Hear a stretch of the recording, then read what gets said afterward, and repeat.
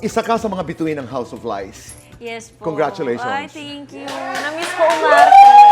Ikaw ang isang artista, isang tao na alam namin kung gaano mo kamahal ang iyong trabaho. Yes, love na love ko talaga acting. Nag-start talaga ako na theater actress ako sa school plays, ganyan. Elementary pa lang, nahasa ako sa mga theater. At saka itong teleserye is a comeback of sorts. Opo. Ganda naman. After 3 years, ang tagal ko hindi umarte. Talagang gustong-gusto mo na. Pero Chris, ang yaman-yaman mo. Ay, hindi po totoo yan. Ay, Bakit malagi niyo hindi. sinasabi mayaman Hindi totoo. Nag-research kami. Oo. Ilang bangko ang aming tinanong. At ang Sana inyong totoo. mga... I-manifest natin ngayong 2026. No, but you know, people ask that. You're very comfortable. I mean, you're very well off. Pero nandyan pa rin yung gutom. Opo. Bakit?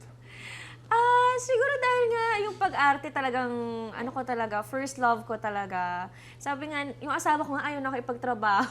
Ayaw na niya? Ayaw na na. Dahil? Maging full-time mom ka na lang. Wala, kasi parang kaya niya naman daw.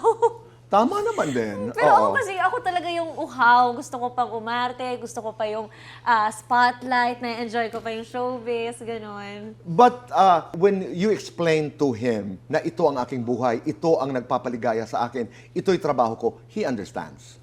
Opo. That's good. 100% supportive. Lalo po nitong talaga. House of Lies, dahil talagang inaabangan. Sino si Thea dito sa House of Lies? Nako, isa siyang ambisyosa. Oho. At saka gusto niya makuha yung power, gusto niya makuha yung inggit, na may inggit siya dun kay Marge. Si Marge, si Miss Beauty Gonzales.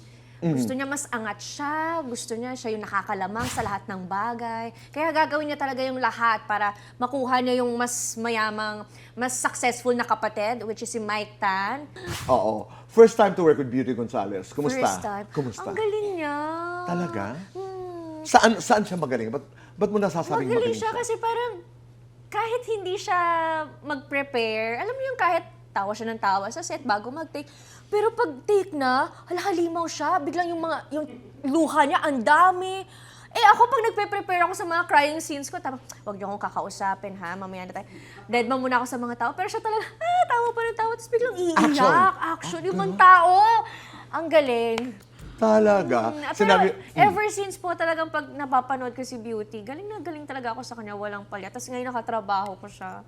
Nagkakasakitan kayo dito ni Beauty? Opo, at saka si Beauty ang tangkad. Oo. 5'8" Okay. si Beauty, 5'1" lang ako. So kailangan talaga mataas yung heels ko. Minsan naka-apple box ako, papatong ako para lang masampal ko siya, maabot ko siyang ganun. So, hirap ka doon sa mga eksena. Hirap ako kung saan maldita ka talaga. Maging maldita, tapos yung matapang yung mata, yung nanilisik, yung naku. Pero okay naman, happy.